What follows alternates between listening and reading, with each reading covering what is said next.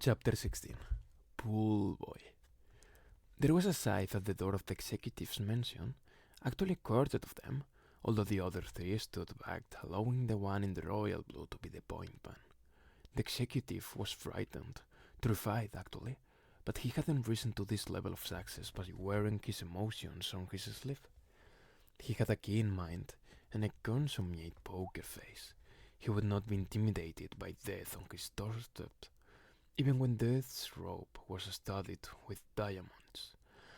"I'm surprised you got to the front door without my gate guards alerting me," the executive said, as nonchalant as could be. "They would have alerted you, but we cleaned them," one of the other scythes said, a woman in green with Panasian leanings. The executive would not allow this news to daunt him. So you need me to give you their personal information in order for you to lure their families?" "Not exactly," said the lead scythe. "May we come in?" And since the executive knew he didn't have the right to refuse, he stepped aside. The diamond-studded scythe and his raven of subordinates followed, looking around at the understated opulence of the mansion.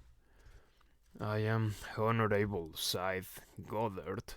These are my junior associates, Scythes Bolter, Chomsky, and Rand." "Sharp rows," commented the executive, still successfully capping his fear. "Thank you," said Scythe Goddard. "I can see you are a man of taste. My compliments to your decorator." "That would be my wife," he said, then inwardly grimaced to have brought her in any way to the attention of the life-takers. Scythe Bolter, the one in yellow, with an Afric look about him, strolled around the grand foyer, peering through the archways that led to other areas of the mansion. "Excellent feng shui," he said. "Energy flow is very important in a home so large." "I imagine there's a good scythe pool," said the one in flame-color robe embedded with rubies, Scythe Chomsky. He was blonde, pale, and brutish. The executive wondered if they were enjoying prolonging this encounter. The more he played along, the more power they had, so he cut through the small talk before they could see him crack. "May I ask your business here?" Scythe Goddard glanced at him, but ignored the question. He gestured to his subordinates, and two of the three left. The one in yellow took the winding stairs. The woman in grey went to explore the rest of the first floor. The pale one in orange stayed nearby. He was the largest of them, and perhaps a bodyguard for their leader, as if anyone would actually be stupid enough to strike a scythe. The executive wondered where his children were at the moment. Out back with the nanny? Upstairs? He wasn't sure, and the last thing he wanted was to have scythes in the house out of his sight. "Wait," he said. "Whatever your purpose, I'm sure we could reach some sort of arrangement. You don't know who I am, don't you?" Scythe Goddard took in a piece of artwork on display in the foyer instead of looking at him. "Someone wealthy enough to own a Scythe." Could it be that he didn't know that their presence here was not planned, but random? Scythes were supposed to be random in their choices, but this random? He found the dam that held back his fear was fracturing. "Please," the executive said, "I'm Maxime Isley. Surely the name means something to you." The scythe looked at him without a hint of recognition. It was the flame-clad one who reacted. "The guy who runs Regenesis." Finally, there came recognition from Goddard. "Oh, right. Your company's number two in the turn corner industry." "Soon to be number one," Isley reflexively bragged. "Once we release our technology that allows cellular regression beyond the 21st year." "I have friends who've used your services. I myself have yet to turn a corner." "You could be the first to officially use our new process." Goddard laughed and turned to his associate. "Could you imagine me as a teenager?" "Not a chance." The more amused they were, the more horrified Isley became. No sense in hiding his desperation anymore. "There must be something you want, something of value I can offer you." And finally, Goddard laid his cards on the table. "I want your state." Easily resisted the urge to say, "Excuse me," because the statement was not ambiguous in any way. It was an audacious demand, but Maxim Easley was nothing if not a negotiator. "I have a garage with more than a dozen mortal-age motor vehicles. Priceless, every last one of them. You can have any of them. You can have them all." The Scythe stepped closer, and Easley suddenly found a blade pressed to his neck, to the right of his Adam's sable. He never saw the Scythe draw it. So quick was he that it seemed he just appeared at his jugular. "Let's clarify," Goddard said calmly. "We are not here to barter and bargain. We are scythes, which means that by law, anything we want, we can take. Any life we wish to end, we will. Simple as that. You have no power here. Do I make myself clear?" Easley nodded, feeling the blade almost but not quite cut his skin as he did. Satisfied, Goddard removed the blade from his neck. "An estate like this must require a sizable staff. Housekeepers, gardeners, perhaps even stable personnel. How many do you employ?" Easley tried to speak, but nothing came out. He cleared his throat and tried again. 12, he said. 12 full-time employees." Then the woman in green sighed round, emerged from the kitchen, bringing with her a man Easley's wife had recently hired. He was in his early 20s, or appeared so. Easley couldn't remember his name. "And who is this?" "The pool boy." "Pool boy," mimicked Scythe friend. Goddard nodded to the muscle-bound Scythe in orange, who then approached the young man, reached up and touched his cheek. The pool boy collapsed to the ground, his head hitting the marble. His eyes stayed open, but no life remained in them. He had been cleaned.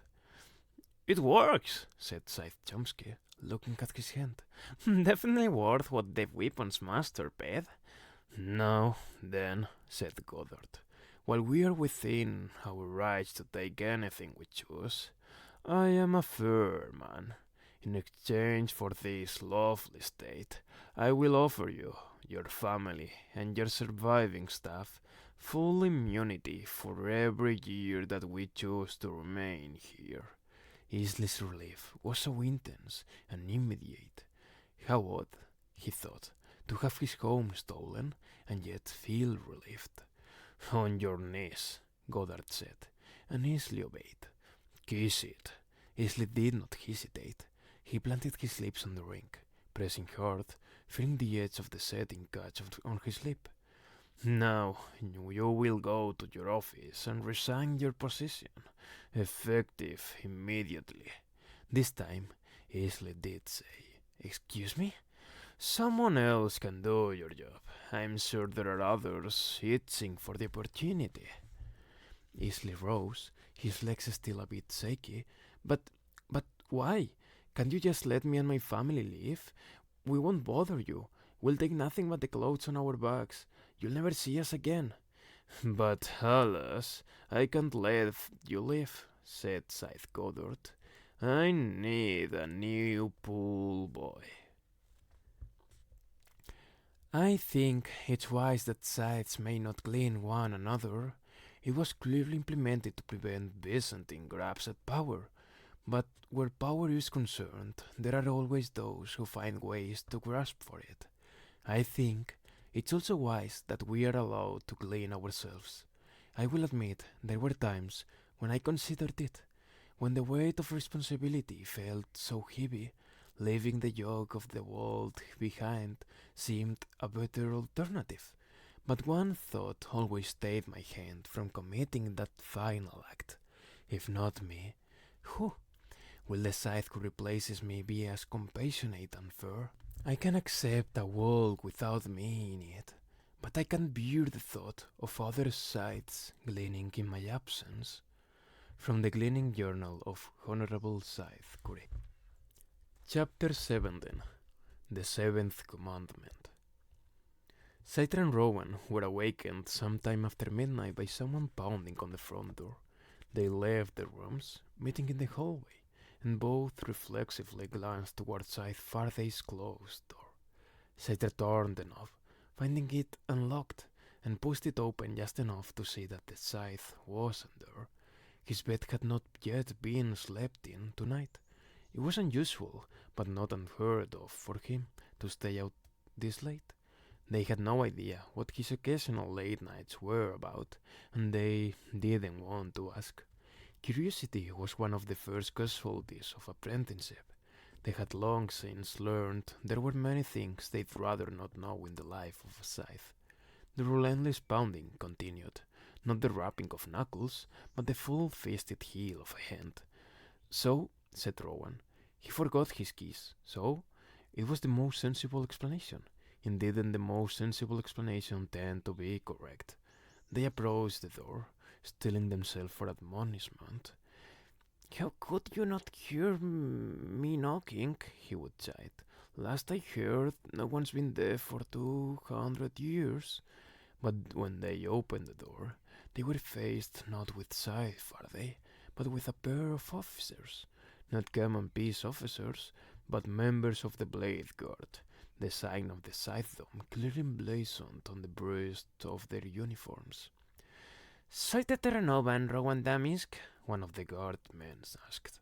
"Yes," answered Rowan.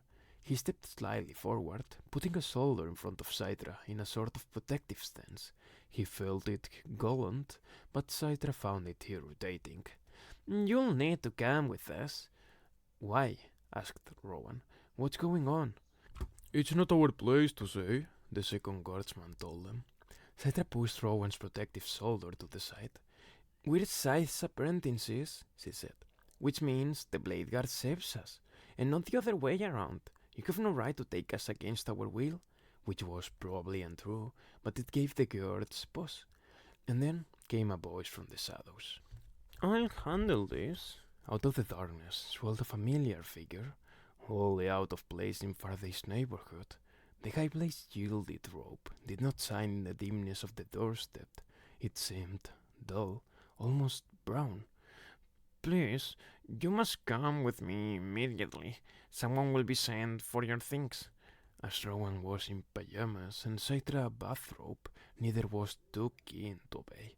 But they both sensed that their night clothes were the least of their concerns. "Where's Scythe Faraday?" Rowan asked. The Highblade took a deep breath in and sighed. "He invoked the seventh commandment," Xenocrates said. "Scythe Faraday has cleaned himself." Highblade Xenocrates was a bloated bundle of contradictions. He wore a robe of rich baroque brocades, yet on his feet were frayed, thread-worn slippers. He lived in a simple log cabin, yet the cabin had been reassembled on the rooftop of Fulcrum City's tallest building. His furniture was mismatched and thrift store shabby, yet on the floor beneath them were museum-quality tapestries that could have been priceless. "I can't tell you how sorry I am," he told Rowan and Citra, who were still too shell-shocked to wrap their minds around what had happened. It was morning now, the three of them having ridden in a private hypertrain to Fulcrum City, and they were now out on a small wooden deck that overlooked a well-tended lawn that ended in a zero ledge and a 70-story drop. The Highblade did not want anything to obstruct his view, and anyone stupid enough to trip over the edge would deserve the time and cost of revival. "It's always a terrible thing when a scythe leaves us," the Highblade lamented, "especially one as well respected as Scythe Faraday." Xenocrates had a full retinue of assistants and flunkies in the outside wall to help him go about his business, but here, in his home, he didn't have as much as a single servant. Yet, another contradiction, he had brewed them tea, and now poured it for them, offering cream, but not sugar. Rowan sipped his, but Citra refused the slightest kindness from the man. "He was a fine scythe and a good friend," Xenocrates said. "He will be sorely missed." It was impossible to guess at Xenocrates' sincerity. Like everything else about him, his words seemed both sincere and not at the same time. He had told them the details of Scythe Farday's demise on the way here. At about 10:15 the evening before, Faraday was on a local train platform. Then, as a train approached, he hurled himself in front of it. There were several witnesses, all probably relieved that the Scythe had cleaned himself and not any of them. Had it been anyone but a Scythe, his broken body would have been rushed to the nearest revival center, but the rules for Scythes were very clear. There would be no revival. But it doesn't make sense, Citra said, fighting tears with little success. He wasn't the kind of man who would do something like that. He took his responsibility as a Scythe and training us very seriously. I can't believe he would just give up like that. Rowan held his silence on the subject, waiting for the High Blade's response. Actually, Xenocrates said, it makes perfect sense. He took an excruciatingly long sip of tea before he spoke again. Traditionally, when a mentor scythe self-cleans, anyone bound to an apprenticeship is unbound. Citra gasped, realizing the implication. He did it, said Xenocrates, to spare one of you from having to clean the other. Which means, said Rowan, that this is your fault. And then he added with a little bit of derision, Your Excellency. Xenocrates stiffened. If you're referring to the decision to set the two of you in mortal competition, that was not my suggestion. I was merely carrying out the will of the Scythedom, and frankly, I find your insinuation offensive. We never heard the will of the Scythedom, Rowan reminded him, because there was never a vote. Xenocrates stood, ending the conversation with, I'm sorry for your loss. It was more than just Rowan's and Citra's loss, though. It was a loss to the entire Scythedom, and Xenocrates knew it, whether he said so or not. So, that's it then, said Citra. We go home now? Not exactly, said Xenocrates, this time not looking either of them in the eye. While it's traditional for the apprentices of dead scythes to go free, another scythe can come forward and take over the training. It's rare, but it does happen. You? Citra asked. You've volunteered to train us now? It was Rowan who saw the truth of it in his eyes. No, it's not him, Rowan said. It's someone else. My responsibilities as Highblade would make it far too difficult to take on apprentices.